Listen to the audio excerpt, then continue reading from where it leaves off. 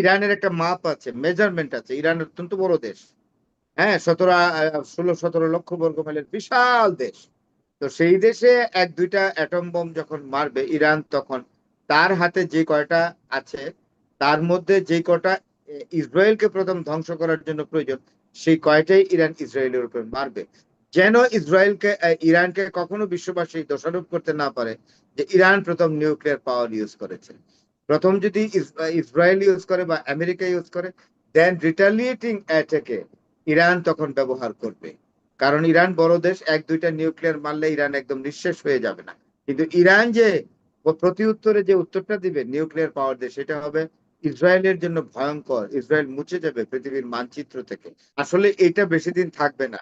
কারণ হরমুজ প্রণালীতে যে ডিস্টারবেন্সটা হচ্ছে, এটার জন্য কিন্তু ইউরোপের দেশগুলো প্রচন্ড জ্বালানি সংকটে ভুগছে, এবং তাদের ফিউয়েল ক্রাইসিস মারাত্মক। এবং সবচেয়ে বড় কথা, তাদের ট্রেড ভলিউম, যেটা মানে ইন্ডাস্ট্রিয়াল গুডস এর যে প্রোডাকশন ভলিউম কমে যাচ্ছে।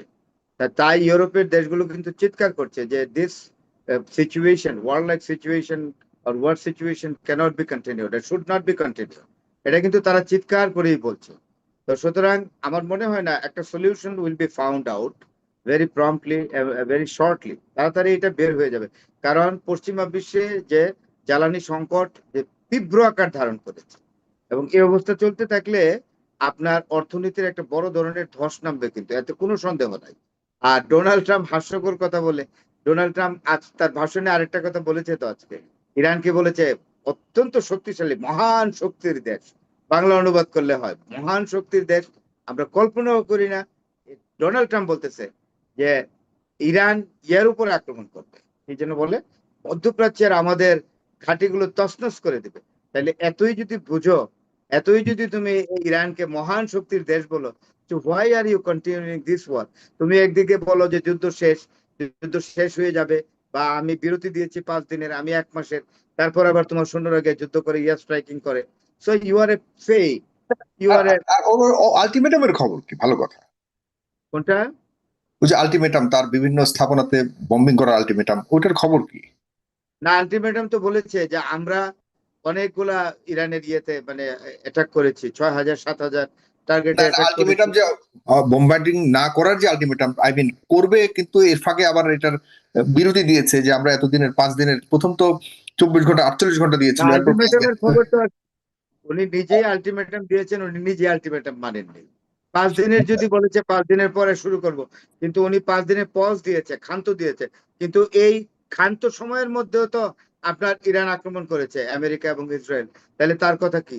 এগুলো তো আসলে he is just playing with the wall like a toy. মানে দিস ইজ এখানেও ভেরি ইরানের ডেঞ্জারাস। অবস্থান সঠিক ছিল। ইরান যে বলছে সে শুধুমাত্র এখানে বিভ্রান্ত করার চেষ্টা করছে এবং টাইম বাই করবার চেষ্টা করছিল নিজেদেরকে আবারও পুনর্গঠিত করবার জন্য, এটি সঠিক। আমি আপনাকে বলি, ইরানিরা অত্যন্ত অ্যারেঞ্জড ওয়েতে যুদ্ধ করছে। ইরানের ডিপ্লোমেসি অত্যন্ত ম্যাচিওর। ইরানের যে war policy is much more mature. Iran war policy maintain করছে। ইরানের strategy of war is much more mature. এইগুলো, আমেরিকার যুদ্ধ পরিচালনা হলো এলোমেলো। আমেরিকার যে war policy is very rough, very rubbish, not disciplined at all. দুইটার মধ্যে বিরাট পার্থক্য। ডোনাল্ড ট্রাম্প বলেছে আমরা 6,000 টার্গেটে আক্রমণ করেছি, আরো 3,000-এ করবো। তো 3,000-এ করলে ইরান তো এর জন্য দমে নাই। আসলে এগুলো বম্বাস্টিং কথাবার্তা বলছে, মানে কি বলবো, এই যে ফ্ল্যামবয়েন্ট কথাবার্তা, মানে বাগাড়ম্বর যেটারে বলি আমরা। এইসব হুম। বাগাড়ম্বর তো মানুষ এখন আর বিশ্বাস করে না। আরে Donald Trump is not a man having minimum credibility. কোনো হুম। বিশ্বাসযোগ্যতা তার কথার মধ্যে নাই। তো সুতরাং এগুলো খুব দুঃখজনক। আপনি যুদ্ধ শেষ হওয়ার পরেও তো পৃথিবী কিন্তু একটা ভুলবে না একটা জিনিস, যে ইরান এবং ইসরায়েল শিশু হত্যাকারী। আজকে মেলোনি, ইটালির প্রাইম মিনিস্টার, হ্যাঁ, হুম। মেলোনি একটি কথা চমৎকার বলেছে, যে এই যুদ্ধের পরেও আমরা আমরা অবশ্যই আমাদের মনে রাখতে হবে যে এই যুদ্ধে শিশু হত্যা করা হয়েছে, হুম। গার্লস, ছোট ছোট বাচ্চাদেরকে হত্যা করা হয়েছে, শিক্ষা প্রতিষ্ঠানের উপরে বম্বিং করে শিক্ষার্থীদের হত্যা করেছে, এটা মুছা যাবে না। এবং উনি ওই জেনোসাইড কথাটা ব্যবহার করে নাই। এই যুদ্ধের পরে there will be research whether the people killed in this war, either it is genocide or something otherwise. তো এটা জেনোসাইড কিনা এর উপরে কিন্তু বিশ্লেষণ হবে। এবং আমি তো মনে করি এই যুদ্ধের পরে জেনোসাইড আমেরিকা না এবং হলে কোনটা ইসরায়েল, জেনোসাইড হবে? হুম। হ্যাঁ, আমেরিকা এবং ইসরায়েল যে ইরানের যে শিশু হত্যা করেছে, এটা জেনোসাইডের পর্যায়ে পড়বে। এবং আমি মনে করি যে international court of justice through United Nations একটা ওয়ারেন্ট ইস্যু করা উচিত ডোনাল্ড ট্রাম্পের বিরুদ্ধে এবং আবার নেতানিয়াহুর বিরুদ্ধে, আবারও আরেকটা, যে তোমরা শিশু হত্যাকারী, তোমরা জেনোসাইডার। এদিকে ট্রাম্পের যে জারজ সন্তান সে তো আহ, লেবাননের উপরে কন্টিনিউয়াসলি হামলা চালাচ্ছে, এখানে অনেক জমি দখলের যে বড় ধরনের এক্সপানশন আমেরিকা জায়নিজমের। আমেরিকা ব্যাকফুটে গেলে যুদ্ধে, তখন দেখবেন মানে ইয়ার কি অবস্থা হয় ইসরায়েলের। ইসরায়েলের চেহারা নাই তো, ইসরায়েলের ইনফ্রাস্ট্রাকচার শেয়ার, এবং সবচেয়ে ইরান যে ডিসিশনটা নিচ্ছে যে বিজনেস সেন্টার এখন আঘাত করবে, আপনার স্টক এক্সচেঞ্জে আঘাত করবে, তারপর ইন্ডাস্ট্রিয়াল সেক্টর গুলোতে আঘাত করবে, যেখানে ব্যবসা বাণিজ্যের সেন্টার আছে এগুলোতে আঘাত করবে। এগুলোতে আঘাত করলে ইকোনমি তো ডুম ডুম হয়ে যাবে, পুরা ডুম হয়ে যাবে ইসরায়েলের ইকোনমি, নো ডাউট।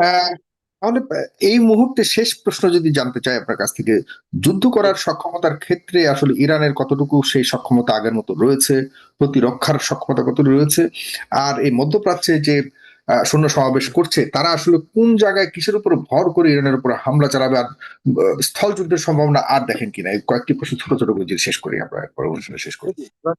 প্রথমেই বলি, আমেরিকা যে কথাগুলো বলে যে আমরা স্থলযুদ্ধের সৈন্য পরিচালনা করে ইরানের ভূখণ্ডে যাব, বা আমরা ইয়াতে আপনার হরমুজ প্রণালীর পার গুলো 2 পার দখল করব, আপনার ইয়া হবে না, ল্যান্ডে কোনো ফুটিং পাবে না আমেরিকা, অর্থাৎ ইরানের কোনো ল্যান্ডে সৈন্য নামতে পারবে না, এলো এক। আর 2 নম্বর, ইরানের সক্ষমতা বলেছেন, আর এটা তো আপনি জানেন ইরানের জিওগ্রাফিক্যাল স্ট্র্যাটেজি অত্যন্ত সাংঘাতিক, ওখানে কোনো বহিঃশত্রু ঢুকতেই পারবেন না। আর আপনার যদি ইরানের এসব মিলিটারি হিসাব পাওয়ার, নিকাশ করা সত্ত্বেও কিভাবে তারা সাহসটা পেল, কিভাবে তাদের সৈন্য সমাবেশ সেখানে করতে গেল? আমি আপনাকে বলি, সৈন্য সমাবেশ মানে ডোনাল্ড ট্রাম্প তো যুদ্ধ সম্পর্কে জানে না।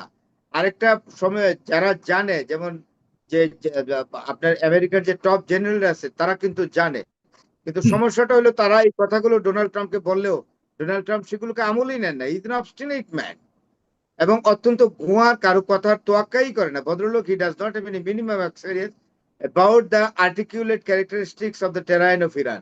ইরানের ভূখণ্ডের যে যে একটা, ইরানের ভূখণ্ড হলো ভূখণ্ডটাই হলো ডিফেন্সিভ, এটাতে কোনো বহির্বিশ্বের কোনো লোক শত্রু ঢুকতে পারবে না।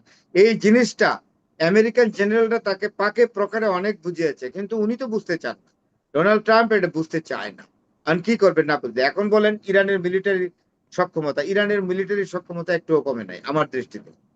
আইআরজিসির কোন রকম ক্ষতি হয় না, ট্রেডিশনাল আর্মি কিছু ক্ষতি হয় না, ইরানের যে স্পেশাল কমান্ডো বাহিনী আছে তাদেরও কোন রকম খামতি ঘাটতি বা শক্তির ক্ষয় আমার কাছে পরিলক্ষিত হয় নাই। বরং ইরান আরো ঘোষণা করছে যে আমরা ইফ নেসেসারি, যদি আমেরিকা আবার ফের কোন মানে মধ্যপ্রাচ্যের ভূখণ্ড থেকে আমাদেরকে আক্রমণ করে, তাইলে আমরা 3টা দেশ আমরা আমাদের অধিকারে নিব মধ্যপ্রাচ্যের, এবং আমরা ওইখানকার ওমান বে পর্যন্ত আমরা সৈন্য সমাবেশ ওটা করব। জাস্টিফিকেশন কি পাবে তাহলে ইন্টারন্যাশনালি? যে ওই দখলে নেওয়ার জাস্টিফিকেশনটা কি ইন্টারন্যাশনালি রেকগনাইজ করবে? কারা তো তখন তো ইয়া হবে আপনার, রেকগনাইজ করবে না ওয়ার্ল্ড, কখন মানে জাতিসংঘ রেকগনাইজ করবে না, কিন্তু বা তখন তো জাস্টিফাই করবে বার্গেনিং। কিনা? হ্যাঁ, না জাস্টিফাই, জাস্টিফাই। জাস্টিফাই হয় না, অন্যদের দখল করলে কখনো জাস্টিফাইড হয় না, কিন্তু বার্গেনিং পজিশন তৈরি হবে, দর হুম। কষাকষি। হুম। হ্যাঁ, দর কষাকষি তৈরি হবে যে আমার উপরে যে ইকোনমিক এম্বার্গো আছে এগুলোতে আমার যুদ্ধের ক্ষতিপূরণ দাও। ইরান তখন বলবে আমার উপরে এত বড় স্যাংশন করেছো, আমার লোক মেরেছো, সবকিছু হুম। মিলে সমস্ত ক্ষতিপূরণ দিলে আমি যে অধিকৃত অঞ্চল দখল করেছি, যে আমার অধিকারে আছে এখন, ইরানের অধিকৃত আহ, মধ্যপ্রাচ্যের যেই ভূমি আছে আমি ছেড়ে দেব, অন্যথায় যাব না। That will be a bargaining position of Iran with the United States of America and Israel. জি। আহ, সর্বশেষ প্রশ্ন তো আসলে শেষ নেই, সর্বশেষ প্রশ্ন হলো, আপনি সবসময় দাবি করেছেন বা শেষ পর্যন্ত দাবি করেছেন যে ইরানে আসলেই অ্যাটমিক বোমা তৈরি হয়েছে।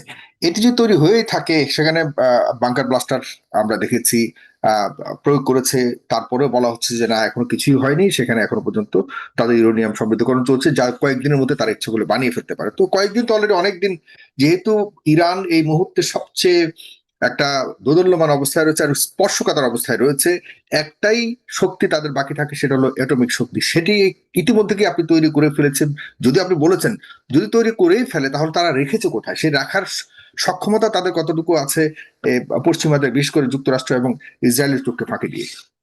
এই শেষ প্রশ্ন আমি করে আছে। কনক্লু- আমি কনক্লুশন ড্র করছি, আমাদের শো এখানেই শেষ হয়ে যাবে আশা করি।